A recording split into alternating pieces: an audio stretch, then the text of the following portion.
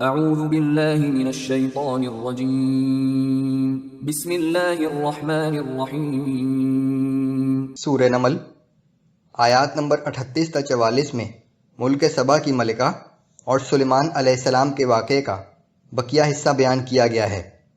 اہل دربار میں سے ایک شخص کا پلک جھپکنے میں ملکہ بلقیس کا تخت حاضر کر دینا، ملکہ بلقیس کا سلیمان علیہ السلام کے دربار میں حاضر ہونا، اپنے تخت کو پہچان لینا اور بالآخر مطیع ہو کر اللہ پر ایمان لانے کے واقعات بیان کیے گئے ہیں۔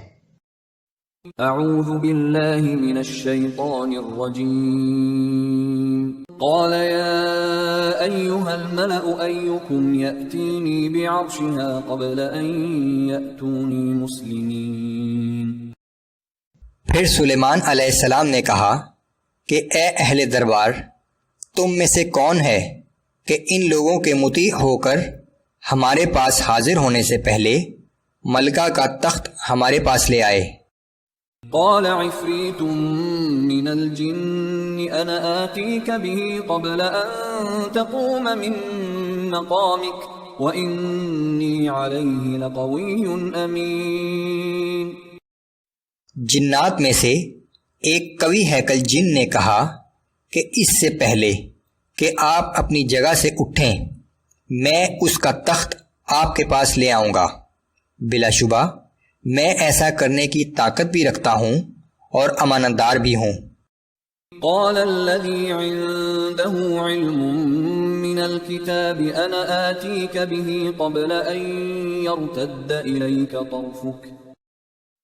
دربار میں سے ایک شخص جس کے پاس کتاب کا علم تھا بولا کہ میں آپ کی پلک جھپکنے سے پہلے اس تخت کو یہاں حاضر کر دوں گا۔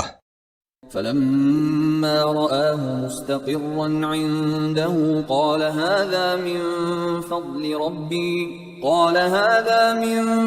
فضل ربي ليبلوني أأشكر أم أكفر۔ پھر جب سلیمان علیہ السلام نے اس تخت کو اپنے سامنے موجود پایا تو کہا کہ یہ بھی میرے رب کا فضل ہے تاکہ وہ مجھے آزمائے کہ میں اس کا شکر ادا کرتا ہوں یا ناشکری کرتا ہوں۔ ومن شکر فإنما يشکر لنفسه ومن کفر فإن ربی غنی کریم۔ اور جو شخص اللہ کا شکر ادا کرتا ہے تو وہ اپنے ہی فائدے کے لیے کرتا ہے، اور جو کوئی ناشکری کرے گا تو یاد رکھے کہ میرا رب بڑا بے نیاز اور بڑا کرم کرنے والا ہے۔ قال نكروا لها عرشها ننظر أتهتدي أم تكون من الذين لا يهتدون۔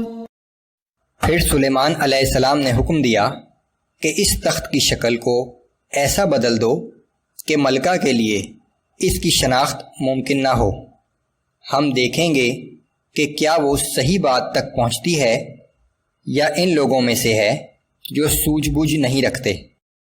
فلما جاءت قیل اہکذا عرشک۔ پھر جب ملکہ حاضر ہوئی تو سلیمان علیہ السلام نے کہا کہ کیا تمہارا تخت ایسا ہی ہے؟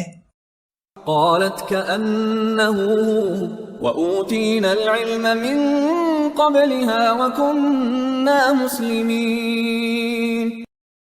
ملکہ نے کہا کہ بالکل ایسا ہی، بلکہ شاید وہی ہے، اور ہمیں تو پہلے ہی آپ کی نبوت کا علم ہو گیا تھا اور ہم اطاعت گزار ہو چکے تھے۔ وصدها ما كانت تعبد من دون الله إنها كانت من قوم كافرين۔ اس کو اب تک ایمان لانے سے ان معبودوں کی عبادت نے روک رکھا تھا جنہیں وہ اللہ کے سوا پوجتی تھی، کیونکہ وہ ایک کافر قوم سے تھی۔ قیل لها ادخل الصرح فلما رأته حسبته لجة وكشفت عن ساقيها۔ ملکہ سے کہا گیا کہ اس محل میں داخل ہو جا۔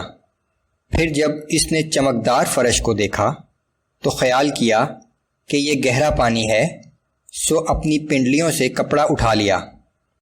قال إنه صرح ممرد من قوارير۔ سلیمان علیہ السلام نے کہا کہ یہ ایسا محل ہے جو چکنے شیشے کا بنا ہوا ہے۔ قالت رب إني ظلمت نفسي وأسلمت مع سليمان لله رب العالمين۔ ملکہ نے کہا کہ اے میرے رب، میں آج تک اپنے نفس پر بڑا ظلم کرتی رہی، اور اب میں سلیمان علیہ السلام کے ساتھ اللہ رب العالمین کے آگے سر تسلیم خم کرتی ہوں۔